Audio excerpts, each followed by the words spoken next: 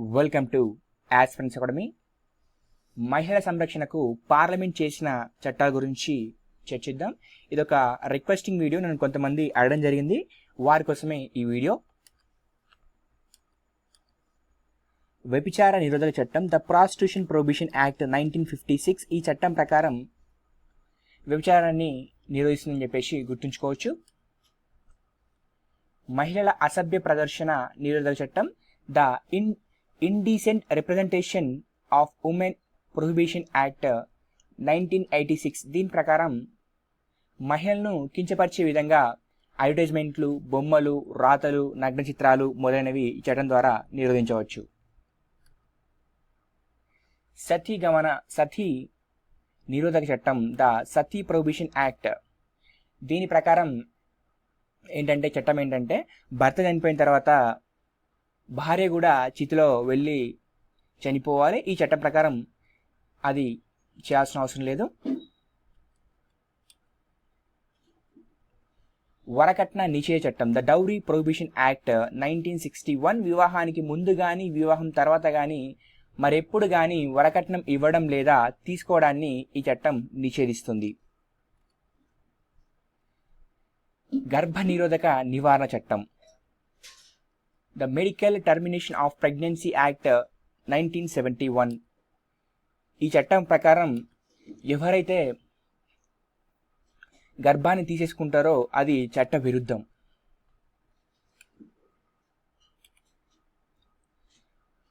ముస్లిం వివాహాల రద్దు చట్టం, the dissolution of Muslim marriage act 1939. ఈ చట్టాన్ని 1939లో చేయడం జరిగింది. ఈ చట్టం ప్రకారం తన వివాహాన్ని రద్దు చేసుకునే హక్కుని ముస్లిం స్త్రీలకు అవకాశం ఇవ్వడం జరిగింది.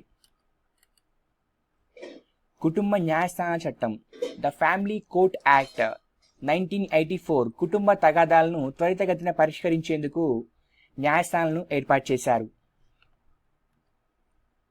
లీగల్ సర్వీసెస్ అథారిటీ చట్టం, the legal services authority act 1987. ఈ చట్టం ప్రకారం మహిళా చట్టం ద్వారా రాజ్యం స్త్రీలకు ఉచిత న్యాయ సలహా అందిస్తుంది.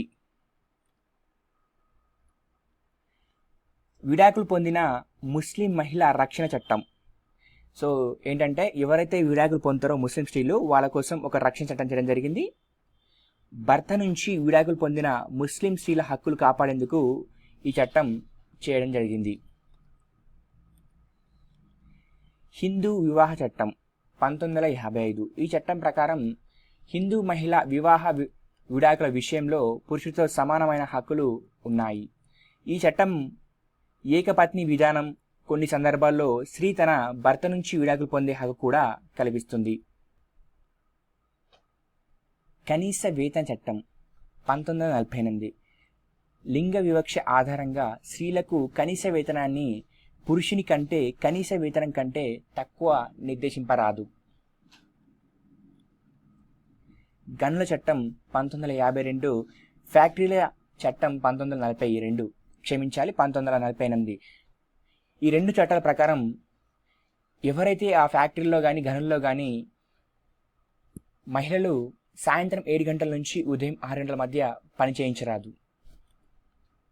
హిందూ వారసత్వ చట్టం, ఈ చట్టం ప్రకారం 2005లో దీన్ని సవరించడం జరిగింది. చట్టం ప్రకారం మహిళలకు తండ్రి ఆస్తిలో పురుషునితో సమానమైన హక్కు ఉందని చెప్పేసి ఇక్కడ గుర్తుంచుకోవాలి. Indian Christian marriage act 1872. ఇందులో క్రైస్తవ వివాహాలు విడాకుల గురించి సమాచారం ఉంటుంది. సమాన వేతన చట్టం, ద ఈక్వల్ వేజ్ యాక్ట్ 1976. దీని ప్రకారం స్త్రీ పురుషులకు సమాన పనికి సమాన వేతనం కల్పించాలి. లింగ వివక్ష ఆధారంగా స్త్రీలకు వేతనాన్ని తగ్గించరాదు. మాతృత్వ ప్రయోజనాల చట్టం 1961. పనిచేసే మహిళలకు ప్రసూతి ముందు, ప్రసూతి అనంతరం కొన్ని ప్రత్యేక ప్రయోజనాలు కల్పించాలని ఈ చట్టం నిర్దేశించబడింది. గృహహింస నిరోధక చట్టం, the domestic violence prohibition act 2005. ఎవరైనా కుటుంబ సభ్యులు స్త్రీల పట్ల లైంగిక వేధింపులు, శారీరక మానసిక మాటల ద్వారా వేధిస్తే ఈ చట్టం ద్వారా రక్షణ కల్పించవచ్చు. క్రింద పేర్కొన్న చట్టాల్లో స్త్రీల సంరక్షణకు సంబంధించిన నిబంధనలు ఉన్నాయి. అవి రాష్ట్ర ఉద్యోగుల బీమా చట్టం 1948, ద ప్లాంటేషన్ లేబర్ యాక్ట్ 1951, కట్టు బానిసత్వ నిరోధక చట్టం 1976, legal practitioners act 1923 for women, భారత విడాకుల చట్టం 1869, ప్రత్యేక వివాహాల చట్టం 1954, విదేశీ వివాహాల చట్టం 1969, పార్సీ విడాకుల చట్టం 1936, భారత సాక్షుల చట్టం 1972, హిందూ దత్తత వివాహ చట్టం 1956, జాతీయ మహిళా కమిషన్ చట్టం 1990, పని ప్రదేశాల్లో లైంగిక వేధింపుల నిరోధక చట్టం 2013. ప్రైవేట్, ప్రభుత్వ, సంఘటిత, అసంఘటిత రంగంలో పనిచేస్తున్న మహిళలు లైంగిక వేధింపుల నుంచి ఈ చట్టం ద్వారా రక్షణ పొందొచ్చు. సో మనకి ఇది ఉంది కదా, పని ప్రదేశాల్లో లైంగిక వేధింపుల నిరోధక చట్టం 2013 అని చెప్పేసి. సో ప్రైవేట్ మరియు ప్రభుత్వ, సంఘటిత మరియు అసంఘటిత రంగాల్లో పనిచేస్తున్న మహిళలు లైంగిక వేధింపులకు గురి కాకుండా ఈ చట్టం రక్షణ కల్పిస్తుంది. కేంద్ర సాంఘిక సంక్షేమ సంస్థ 1953లో ఈ బోర్డును నెలకొల్పారు. కేంద్ర కార్యనిర్వాహ వర్గ తీర్మానం ద్వారా కంపెనీ చట్టం 1956 కింద ఈ సంస్థను 1969లో రిజిస్టర్ చేశారు. ప్రస్తుతం ఈ సంస్థ న్యాయపరమైన హోదా కలిగి ఉంది. బోర్డు ప్రధాన ఉద్దేశం మహిళలకు ఉద్దేశించిన సంక్షేమ పథకాలు అమలు, సాంఘిక సంక్షేమ కార్యక్రమాలు ప్రోత్సహించడం. దుర్గాబాయ్ దేశ్ముఖ్ ఈ బోర్డును ప్రథమ చైర్మన్గా ఉన్నారు. సో దుర్గాబాయ్ దేశ్ముఖ్ గారు ఈ బోర్డుకి ప్రథమ చైర్మన్గా వ్యవహరించారు.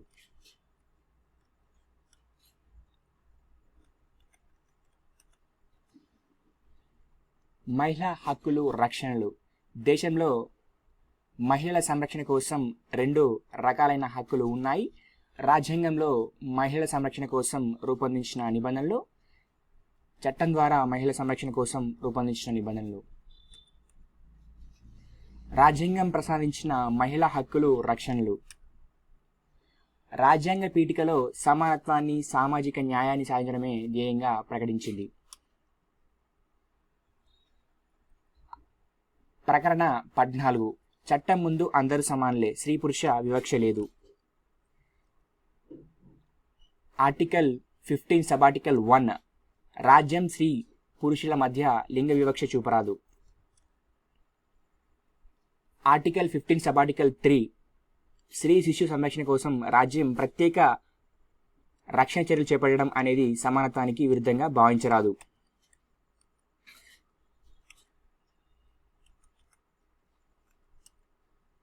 ఆర్టికల్ 16 సబ్ ఆర్టికల్ 2, ప్రభుత్వ ఉద్యోగ కల్పన విషయంలో రాజ్యం లింగ వివక్ష చూపరాదు. ఆర్టికల్ 23 సబ్ ఆర్టికల్ 1, స్త్రీలతో వ్యభిచారం చేయించడం, జోగిని, దేవదాసి, స్త్రీల అక్రమ రవాణా వంటి విధానాలను నిషేధించబడ్డాయి. ఆర్టికల్ 39 సబ్ ఆర్టికల్ A, రాజ్యం స్త్రీ పురుషులిద్దరికీ జీవన భృతిని కల్పించాలి. ఆర్టికల్ 39 సబ్ ఆర్టికల్ D, స్త్రీ పురుషుల వివక్ష లేకుండా స్త్రీ పురుషులకు సమాన వేతనం ఉండాలి. ఆర్టికల్ 39 సబ్ ఆర్టికల్ E, స్త్రీ కార్మికులకు వారి ఆరోగ్యం, శ్రమ దోపిడీ లేకుండా నివారించే బాధ్యత రాజ్యానిదే. ఆర్టికల్ 42, మహిళా కార్మికులు పనిచేసే చోట వారికి ప్రత్యేక సదుపాయాలు కల్పించాలి. ఉచిత ప్రసూతి సదుపాయాలు కల్పించడం ప్రభుత్వ బాధ్యత. Article 51 sub article A sub article E, స్త్రీ గౌరవాన్ని కించపరిచే పద్ధతులు, విధానాన్ని నిరసించడం. ఆర్టికల్ 243D సబ్ ఆర్టికల్ 3 దీని ప్రకారం పంచాయతీ ఎన్నికల్లో మహిళలకు అధ్యక్ష స్థానాల్లో 1/3 వంతు రిజర్వేషన్ కల్పించాలి. ఈ రిజర్వేషన్లు రొటేషన్ పద్ధతిలో జరుగుతాయి. ఆర్టికల్ 243D సబ్ ఆర్టికల్ 3 ప్రకారం పంచాయతీ ఎన్నికల్లో 1/3 వంతు సీట్లను మహిళలకు కేటాయించాలి. ఆర్టికల్ 243T సబ్ ఆర్టికల్ 2 మరియు ఆర్టికల్ 243T సబ్ ఆర్టికల్ 1 కింద ఎస్సీ ఎస్టీలకు రిజర్వేషన్ కల్పించాలనే అంశంలో 243T సబ్ ఆర్టికల్ 2 ప్రకారం ఎస్సీ ఎస్టీ రిజర్వేషన్లో 1/3 సీట్లు ఎస్సీ ఎస్టీలకు మహిళకు కేటాయించాలి. Article 234 sub article T sub article 3 ప్రకారం మున్సిపల్ ఏరియాల్లో మొత్తం సీట్లను 1/3 వంతు సీట్లను మహిళలకు కేటాయించాలి.